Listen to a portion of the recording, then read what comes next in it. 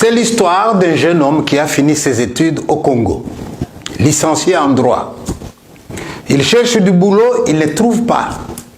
Et il écrit à son grand frère, envoie-moi l'argent.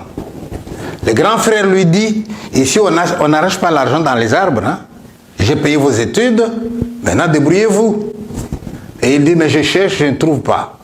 Le grand frère dit, je viens moi-même au Congo vous aider. Il lui dit, est-ce que vous avez écrit des lettres de demande d'emploi avec votre CV bien écrit? Oui. Allez, on va essayer. Écris un peu 40 lettres. Et il envoie les 40 lettres. Il n'y a personne qui lui répond. Il dit à son frère, tu vois, je te l'avais dit. Mais pendant qu'il allait se décourager, voilà un ami qui vient. Hé, j'ai entendu qu'on engage quand même quelque part. Il dit, où c'est? Au jardin zoologique. Il dit, attends, licencié en droit, qu'est-ce que tu veux que j'aille faire au jardin zoologique? Et l'autre lui dit, on ne sait jamais écrit. Qui sait si ce n'est pas quelqu'un de l'administration qu'on veut? Et le type, il écrit quand même la lettre, il l'envoie.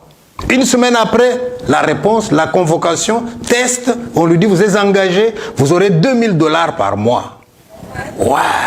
Il demande au patron, en quoi va consister mon travail?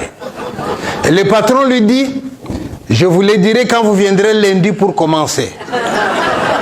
Maintenant, vous allez chez vous, vous annoncez la bonne nouvelle à votre femme. Et il arrive chez lui, chérie, c'est fini la disette. Maintenant, nous allons manger $2000 par mois. Et la femme, elle est contente, elle saute de joie. Tu as signé le contrat? Oui, montre-moi. Et il lui montre le contrat. Mais en quoi va consister ton travail? Il dit, on ne me l'a pas dit, on me le dira le lundi. Le lundi, notre ami, il met son costume. Et il est content d'aller travailler. Et il arrive là-bas. Le patron le voit. Et lui dit, vous voyez l'autre bureau par là? Allez-y, on va vous donner votre tenue de travail. C'est pas avec ce costume-là que tu vas travailler.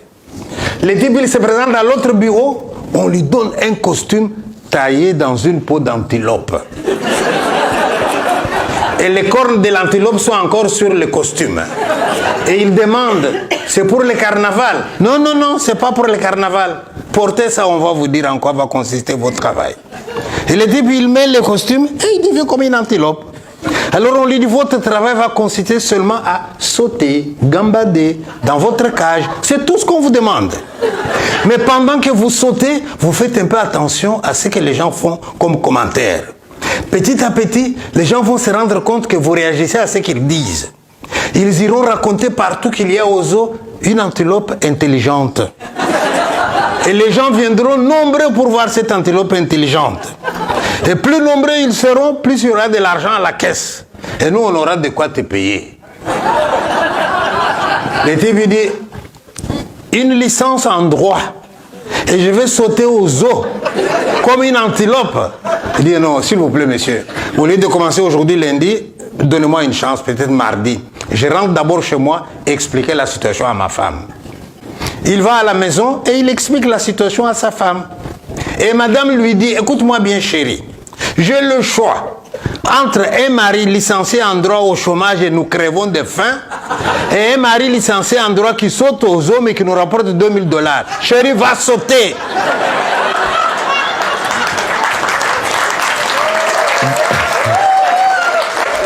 Va sauter chérie, il n'y a pas de saut métier. Et le type, il va aux eaux. Et il met le costume. Et le voilà qui saute, le voilà qui gambade, le voilà qui saute. Et les gens, tiens, regarde cette antilope. Et tout le monde commence à parler de l'antilope. Et la réputation est allée partout. Et les gens venaient nombreux. Il y avait des cars entiers des élèves qui venaient voir l'antilope intelligente. À la fin du mois, $2000. Il dit, ok, il n'y a pas de sommité. Finalement, il s'habitue à son travail. Mais voilà, un jour, il y avait tellement de bus qui étaient venus avec des gens curieux. Notre ami avait tellement sauté qu'il s'est fatigué. Et au lieu de continuer de sauter, il s'est mis dans un coin, il s'est assoupi, il s'est endormi. Et pendant qu'il dort, le soigneur vient pour nettoyer la cage. Il le trouve endormi. Et comme il avait un grand respect pour les animaux, il s'est dit, je ne vais pas les déranger. Alors il les prend avec précaution. Il les dépose dans la cage d'à côté. Je n'ai encore rien dit. Hein. Il les pose dans la cage d'à côté. Et il se met à nettoyer, il se met à nettoyer. Et quand il a fini, il oublie de remettre notre ami dans sa cage. Il prend le balai, le seau, le voilà qui s'en va en sifflotant. Et pendant qu'il marche pour partir, notre ami se réveille. Il regarde à côté de lui un lion qui dormait. Il dit, mon Dieu, je comprends pourquoi on m'a engagé. C'est pour me donner à manger au lion. Mon Dieu, qu'est-ce que tu m'as fait? Toutes ces études que j'ai faites, je vais terminer dans le ventre d'un lion. Et là, il regarde le type, il lui fait signe. Et le type ne se retourne pas.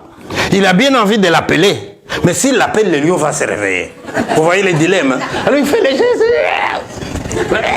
Et il regarde et le lion bouge. Et un moment, le pauvre, il avait tellement tremblé.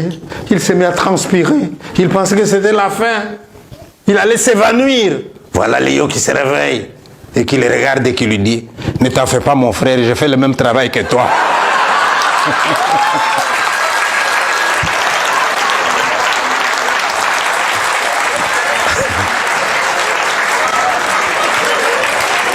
Et il lui dit, mon frère, ne t'en fais pas, je fais le même travail que toi. Même l'hippopotame que tu vois là-bas, c'est un médecin. La girafe là-bas, c'est un géographe. Il n'y a plus de métier dans ces pays.